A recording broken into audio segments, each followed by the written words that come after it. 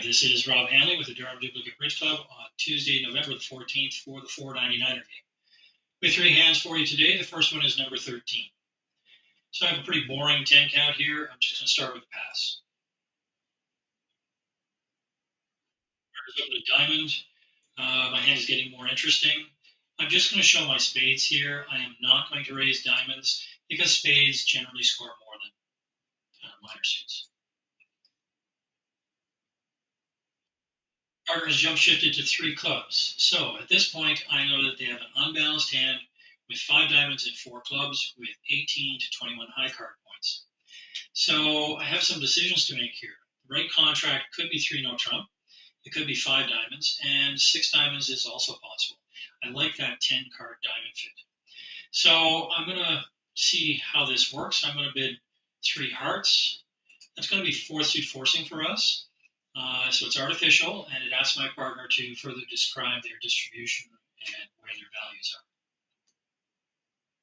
So bid 3 no trump, and that means they have heart values. Now, it wouldn't surprise me on this kind of auction to find a partner with 1, 3, 5, 4 distribution, so that's a singleton spade. And I've actually managed to wrong side the contract if 3 no trump is where we should be, because a spade will create problems. But the good news is that 10 card diamond fit has me actually looking for slam. So how do I show slam in this case? I now pull a game contract of 3 no trump to 4 diamonds.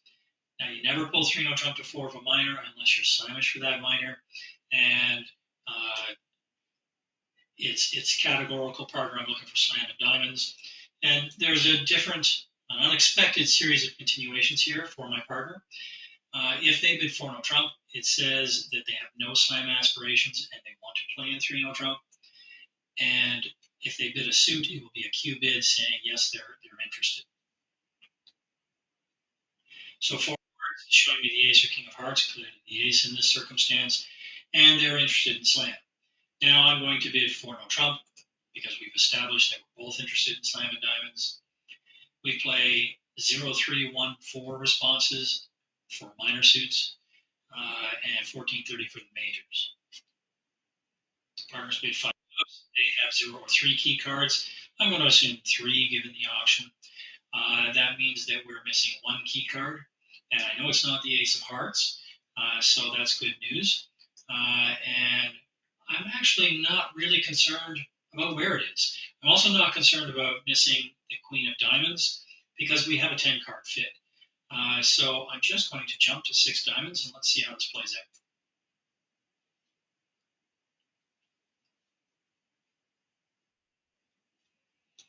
out. All right, this is looking good. As long as the diamonds split, it looks like 6 is going to be making.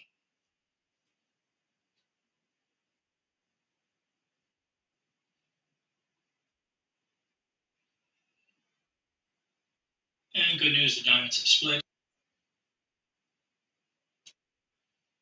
All the trump are out. Now it's just crossing over to hearts and leading towards the king. It doesn't matter where the ace is.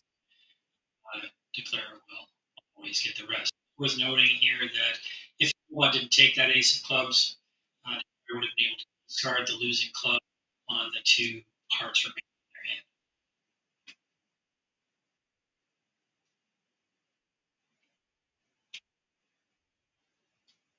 So I think at this point you can see that the rest of the tricks fall to our side. And I'm just going to claim, there we go.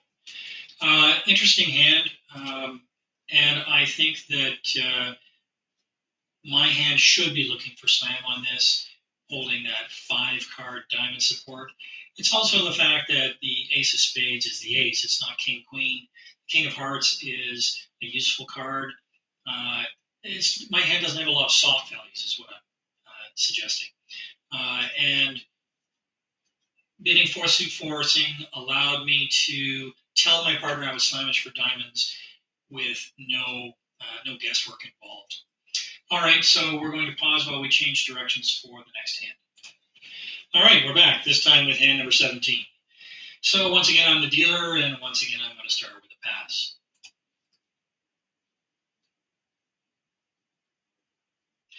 2 spades on my left, and partner has jumped to 4 diamonds.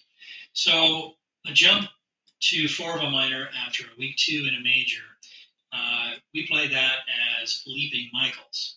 So this shows 5 or more diamonds with 5 or more of the other major, in this case hearts, and it shows a strong hand. So we're talking at least 15 high card points with 5-5 in the red suits in this case. So I have to decide between 4 hearts, and I'm actually thinking about 6 hearts. Because partner has to have a strong hand, and that extra distribution goes a long way. I'm not worried about having 2 diamonds. I do have an extra trump if there was a need to rough a diamond. I like the fact that I've got the ace of clubs on the side. It's a quick trick. It's not something that needs to be developed, so I've got control of the club suit. My big problem on this hand is spades. So how do you continue over this? Obviously, if I bid 4 hearts, that would be the play. A commonly accepted approach is that if I bid 4 spades, that would be Roman key card responses for the minor suit, in this case diamonds, and 4 no trump would be 1430 for hearts. But that really wouldn't solve my problem because I need to know about the spade situation. So my bid is 5 hearts. And this bid says, partner, I want to be in 6 hearts, but I have at least 2 losers in spades. Can you solve my problem? So if my partner had the ace of spades, that would solve the problem. If partner has a singleton, that would solve the problem. And hearts are obviously trump on this. And partner's raced to slam. Okay, so partner has a singleton spade. That's good news. And look at those diamonds. Wow. So this is looking really good. The only thing that needs to happen is I need to find that jack of diamonds, or the diamonds need to split 3-2. So obviously we'll start by losing that trick. Okay, switch to a club, take that. And nothing has really changed on this. I'm just going to draw the trump and play on those diamonds to run. And hearts have split, that's good news. And so the hearts split 3-2. Let's just start running those diamonds.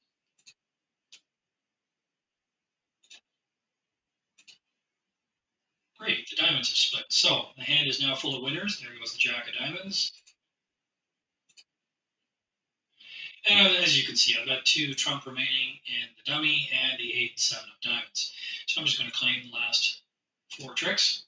So interesting convention. I haven't had a leaping Michaels come up in a while. It does solve a problem. And it's kind of a bizarre bid, so it should really make you stop and wonder what's going on. You got to remember, you never preempt over a preempt, so it's not a weak bid. And I think this hand also demonstrates the value of what I call hard values. The ace of clubs, the ace of hearts. It's not queen jack, it's not king. Those are secondary values, and they need to be developed to take tricks. In this case, that ace of clubs isn't going anywhere. Really cool hand. All right, I'm going to pause while we switch for the final hand. All right, we're back for the final hand. This one is number 18. So I have 17 high card points, balanced hand, pretty straightforward, 1 no trump opening.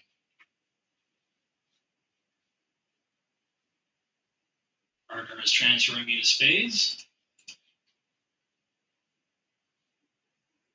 And now partner's bid 3 no trump. So when partner transfers to a major and then bids 3 no trump, they actually don't have to have a balanced hand. They just have to have enough values for game, and of course that 5 card major. So from my side, regardless of what I'm doing, if I have a spade fit, I'm always pulling it to the spade suit contract because it's safer in case partner had a singleton someplace. So I'm going to bid 4 spades.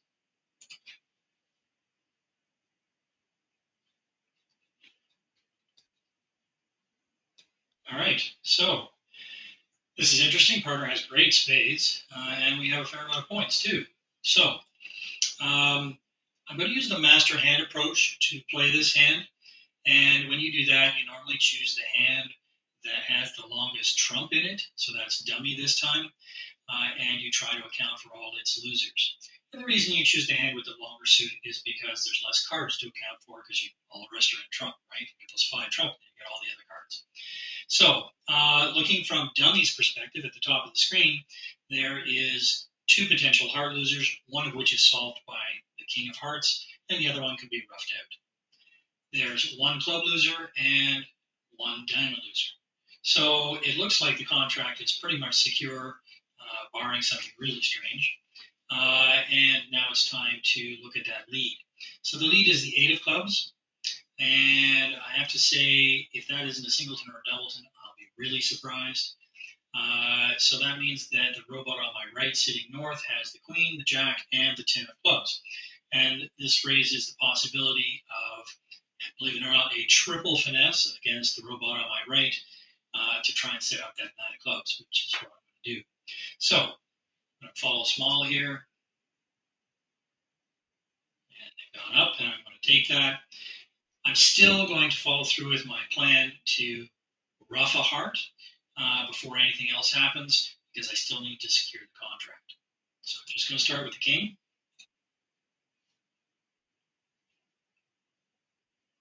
And they're going to give me the free finesse. That works for me. And I'm going to take the ace here. And I'm going to take my heart and rough a heart. Now I'm just going to draw all the remaining trump.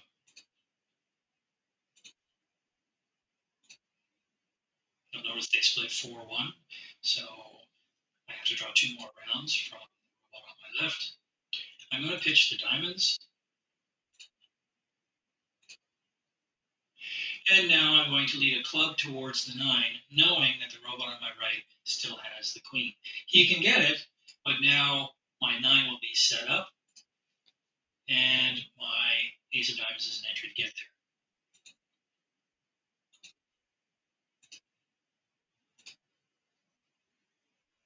there. All right. Worked like a charm.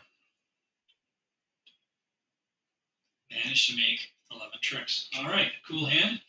That's it for this week. We'll see you next time. Thanks.